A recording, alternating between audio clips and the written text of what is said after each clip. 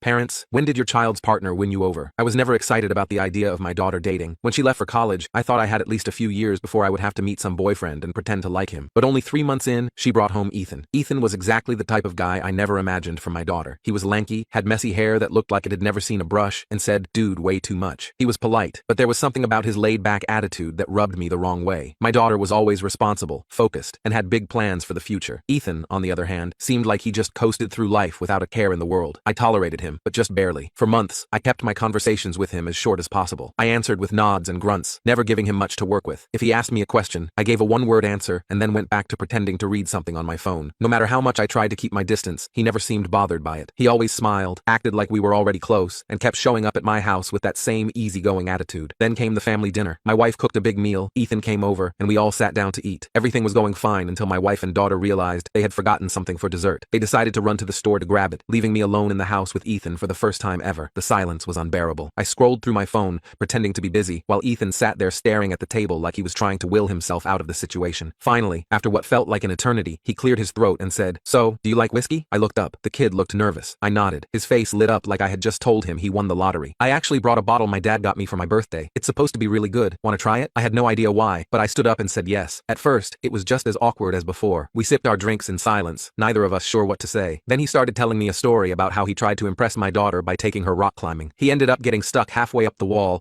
and had to be rescued by an instructor while she stood at the bottom laughing. I laughed too, a real laugh. I told him about the time I entered a chili eating contest to impress my wife when we were dating, only to throw up all over a state senator's shoes. One drink turned into two turned into more than I could count. We started talking about everything: music, movies, embarrassing college stories. I found out Ethan was not as aimless as I thought. He had plans and was working towards starting his own business. He was not just carefree. He just chose not to stress over things he could not control. At some point, we got loud. We were laughing and shouting across the kitchen table. By the time my wife and daughter came back, we were completely drunk, singing along to an old rock song neither of us knew the words to. My wife looked completely unimpressed. My daughter stood in the doorway, staring at us like we had lost our minds. Ethan grinned at my wife and said, "Ma'am, I love your cooking." That was it. I lost it. That night changed everything. I stopped tolerating Ethan and actually started liking him. Now, he is like a second son to me. I still do not know exactly how it happened, but somehow, over a few drinks and a ridiculous conversation, he won me over. And honestly, I am glad he did.